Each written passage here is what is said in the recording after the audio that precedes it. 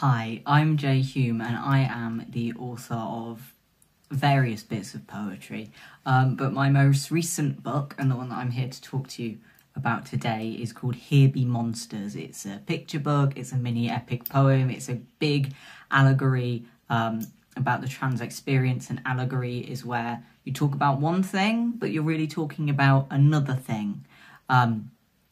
So in my story, the dragon hatches from an egg, and the egg's washed out to sea before it hatches. So the dragon doesn't know who she is, and she surfs the seas, thinking that she's a sea monster, and there's nobody like her, and it's all very sad. And then one day, she sees another dragon, and she knows who she is. And that's kind of like being LGBT. When I was growing up, I didn't know any trans people. In fact, I'd been out for about 2 or 3 years before I met another trans person. And I think it's very different now. Lots of young people have role models, but I think that it's really important to tell stories like this. And I think allegory is a really great way to do it. Also, I just love dragons. Like, who doesn't love a dragon? So I'm going to read a little bit of so it's just one big long poem. So I'm going to read a couple of little bits of it for you. Spoiler alert. We'll start with the beginning. Here unfurls a story stranger than a dream. It opens with a shining egg that fell into a stream, and tumbling like a bird of prey it rushed right out to sea, where storm and tide and wild things would never let it be. But just when danger seemed so near, a crack around it showed, and from within a creature burst in sprays of yellow foam.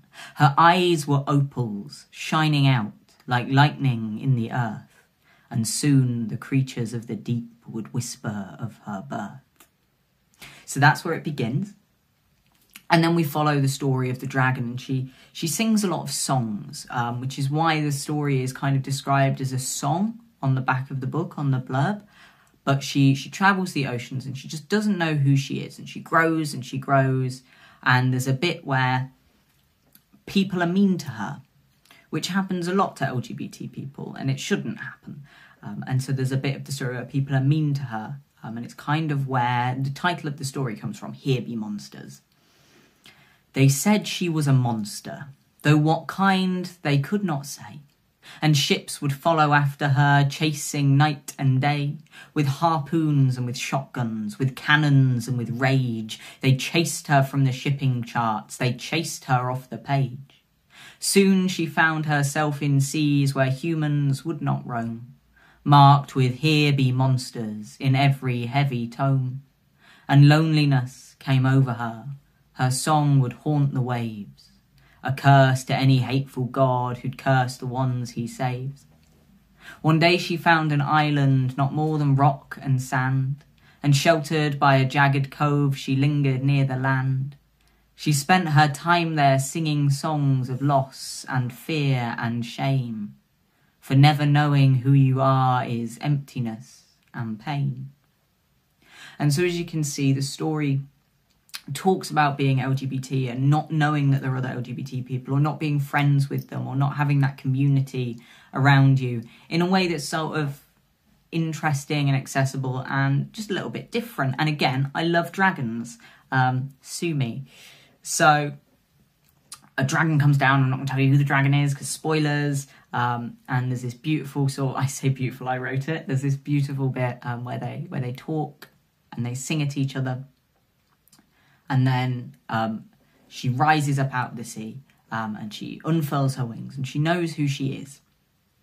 And so the big long poem ends like this. It's said that as she lifted up and left the sea for good, she sang a song that shook the skies and caused the land to flood. The words are unrecorded, perhaps for there were none, for sometimes words cannot express joy when joy has won.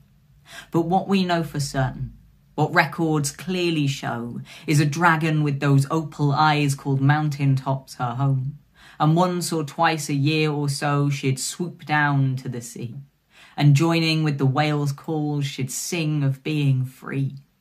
The whales leapt above the waves, their tails way up high, and she would dive beneath them, colliding sea and sky, and sometimes ships would come to watch, the sailors' mouths agape, to see what comes of knowing there's no pain you can't escape. 200 years or more she lived, or so the legend goes. What happened to her in the end, no one really knows. But sometimes, if you listen so closely to the wind, you'll hear the broken notes of the songs she used to sing. For though we all must one day pass from life to death to myth, there are things that do not die, and one of them is this: the joyousness of knowing exactly who you are, of knowing you are made to shine as bright as any star. And that's the story. And it is about being LGBT, and it's more particularly about being trans because that's my story. But I think it fits with a lot of stories and a lot of things. It doesn't have to be about LGBT issues. It can be about anything where you're not certain about who you are, and you need role models and you need acceptance, and you grow into who you truly are. And once you accept who you are and know who you are, your life gets so much better. And I think that's a really important message. And it comes with beautiful illustrations by Sahar Hagu, who is an Iranian illustrator who is kind enough to illustrate this very interesting dragon who pulls on a lot of... Sahar's illustrations are quite strange but very exciting, and it pulls on sort of idea of dragonflies and geometric shapes and bright colours, and it's very, very exciting. And I hope you can all enjoy it at some point. I would show you the illustrations, but they're with the printers being printed, which is also very exciting but kind of sad for you. I hope you have a really great time, and I hope you have a brilliant rest of this literature festival, and that one day you find out who you really are and are able, just as the dragon did, to live your best life.